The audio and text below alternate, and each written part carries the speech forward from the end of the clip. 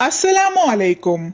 இன்னைக்கு நம்ம வீடியோல ரமலான் மாதத்தின் 2வது நாள்ல ஓத வேண்டிய ஒரு துவாவை பத்தி தான் பார்க்க போறோம்.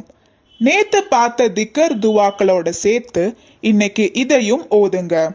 இது உங்க ஆயுச அதிகரிக்க கூடிய ஒரு துவா.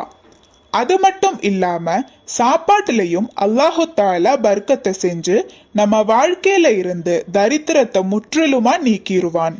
اللهم قربني إلى مرضاتك وجنبني من سخطك ونقمتك ووفقني لقراءة آياتك برحمتك يا أرحم الراحمين. இந்த துவாவை ஒரு முறையாவது நீங்க ஓத முயற்சி செய்யுங்க.